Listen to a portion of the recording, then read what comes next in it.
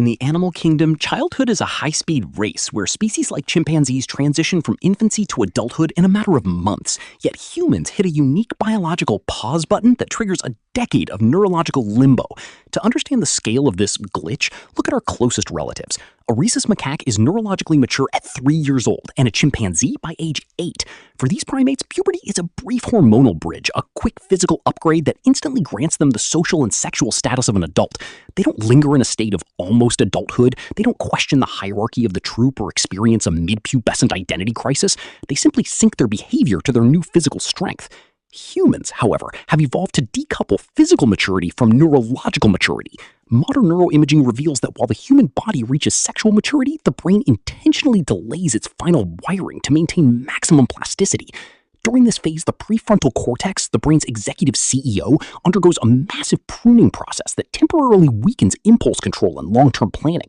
This leaves the amygdala, the brain's emotional engine room, in the driver's seat, making adolescents hypersensitive to social status and peer validation.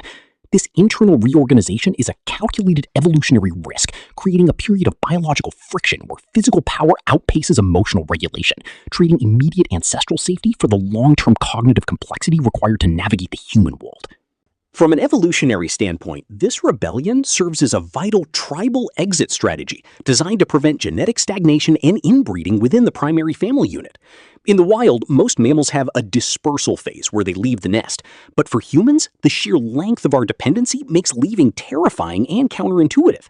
By biologically programming teenagers to find parental norms outdated, annoying, or even repulsive, nature creates the necessary launch velocity required to break the bond of childhood dependency. This defiance is the primary engine of human progress. Because the teenage brain is less tethered to the way things have always been, it becomes a laboratory for radical social and technological experimentation. While a young gorilla will spend its entire life mimicking the exact foraging techniques of its father, a human teenager is neurologically driven to find a better or cooler way to perform a task.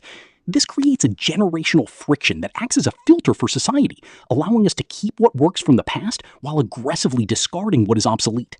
This specific window of neurological nonconformity is responsible for every major shift in human history, from the discovery of fire to the digital revolutions of 2026. Without this troubled phase, our culture would be static, stuck in a loop of ancestral mimicry. We must reframe this era as a vital biological investment. The volatility of puberty is the high-stakes price we pay for the ability to innovate and adapt to complex environments that static animal instincts simply cannot handle. It is the reason we are the only species that doesn't just survive in its environment, but actively reimagines it.